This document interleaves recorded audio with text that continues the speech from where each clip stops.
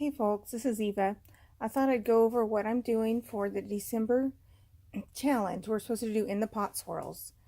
I am wanting to use a mold that I made a couple months ago and I just have never used it. I actually made it using river rocks, and there's an example of one of them. Can't remember which spot it went in, but I made it myself with some of the smooth on silicone. And basically how I made it originally was with a plastic melt and pour mold that I actually put a little bit of melt and pour in the bottom, placed my rocks. Once the melt and pour was solidified, then I added my smooth on. That way it gave me this smoother surface. So that's how I made the mold. So I'm making a 2-pound batch. So this is too small for 2 pounds. But I basically am making a facial bar recipe, so I will use these. It is a brine recipe, so I expect it to want to move along, so I will not be able to dawdle with my pattern.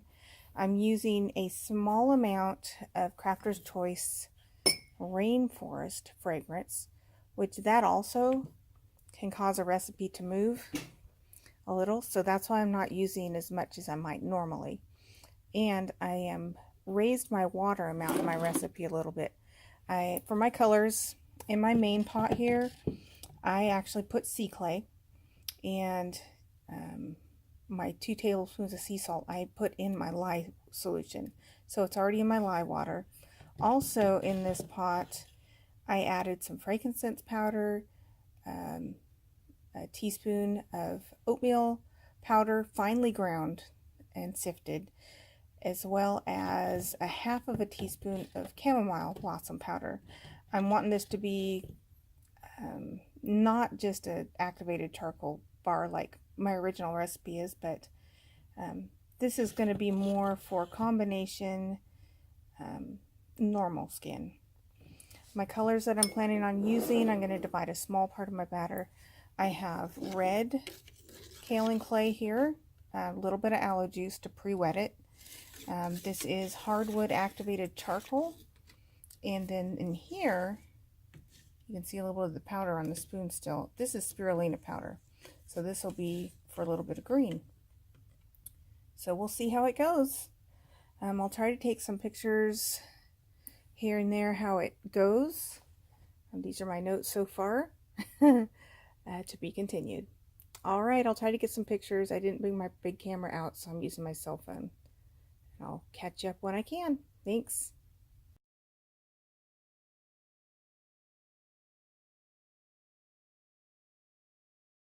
Okay, back for an update. I have added my lye, and then I divided my batter. So this is the original batter color. So far so good. I just barely used my blender enough for it to be emulsified so that I could get my colors in, get my fragrance in. So this is what it looks like with the spirulina, and this is my activated charcoal, and then the red clay. I wasn't sure if the fact that the original batter still had a little bit of a color to it would offset these, but they all have a good color to them. So I'm going to give them a little blitz with the blender, and then I will put each of these colors, kind of alternate them in different spots is my plan, like different corners of this, and then I will pour them. I'm hoping to get a little bit of a ribbony look in them as I pour. Alright, I'll catch you up to date soon. Okay, back for the next update. So I poured them all in there. I alternated. I tried to pour the red more in a couple different locations, and I poured the red and the black, some on top of each other, some next to one another, and the green mostly on this side and this side. And so we'll see what happened. It still is fairly fluid, as you can see. So I'm going to pour it in here and we'll see what happens. Alright, I'll catch up to date again. Okay, I'm back. So I went ahead and poured them, and it was so fluid it really didn't hold up the pattern as much as I wanted. The colors, as I put them in the pot, had sunk a lot to the bottom, so I didn't start getting better stripes until I got to the bottom of the pot, but we'll see how it turns out.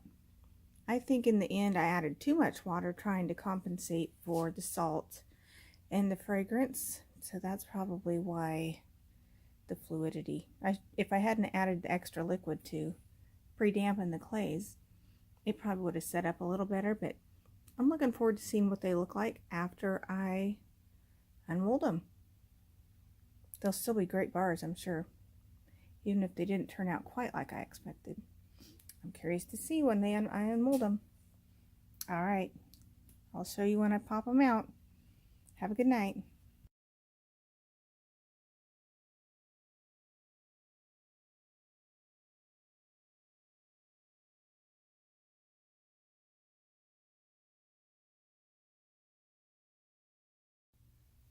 Alright, it's the next day and I have unmolded. Unmolded my single cavity soaps as well as my soaps that I put in my mold to look like rocks. I thought I'd show you. I did wait. Well, I didn't wait 24 hours, I'll admit it. I was impatient. So the mold still is a little messy. Some stuff stuck in there. But I learned a lesson. I do not have to add as much water as I did, even though it's a brine recipe. But I thought I'd show you. The closest row here are the real rocks that I used to make the molds. And then the soaps behind them are the soaps. Since it was so fluid, the colors they really just kind of muddled together a lot. But I still like how they turned out.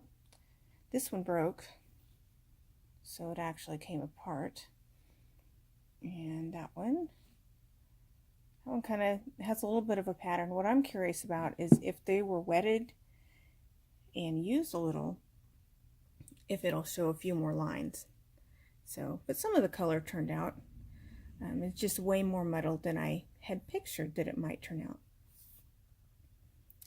And then on these, again, because it was fluid, they turned out somewhat muddled, but you can still see a pattern a little bit in there. I still like the organic look. I was going for a spa bar look with the brine bar and with the sea clay and the kelp powder and all that good stuff.